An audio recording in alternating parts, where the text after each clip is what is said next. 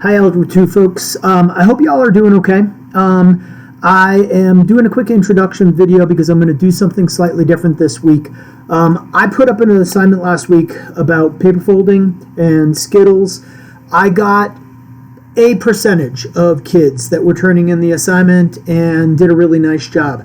I don't feel like I got everybody, and I'm not sure why that is. So I'm going to assume that what you need is a more broken down structure so that you want to do the assignment.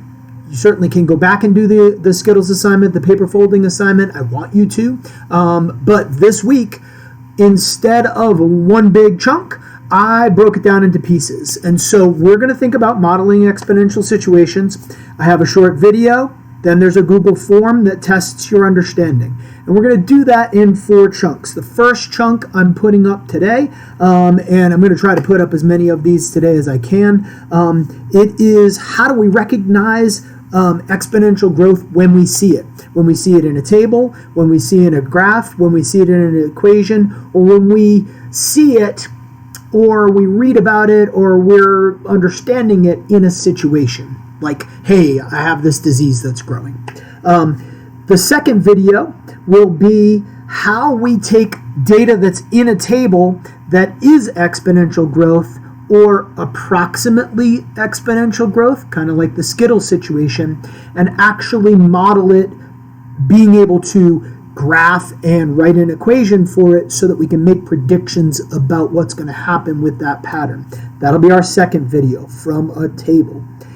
Third video will be how do we do this from a graph? When I see a graph and it's got that classic exponential growth or exponential decay type of curve, and we go, oh, I recognize that that's exponential growth or exponential decay.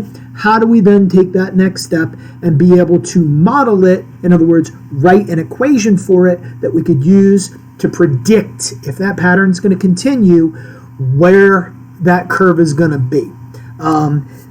That's our third video. That'll be from a graph. Our fourth video will be how do we recognize and go from a story situation, kind of like the Skittles situations, we're sort of building back up to that, and do all of the others. Okay, well, I can sort of see that the pattern is increasing by a certain percentage. How do I then write an equation for that? How do I write a table for that? How do I graph that?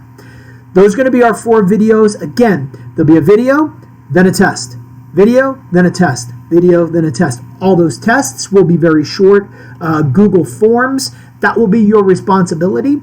I will certainly open up a discussion board for each of these so that as you go through them, if you have questions, you're not sure how to answer them, we'll keep that an open discussion, but I am going to expect to see evidence that you watched the video and understood it. And so we're going to do it in those 4 chunks. Thank you, and please give me some feedback. Tell me how you're liking this as you go through this week.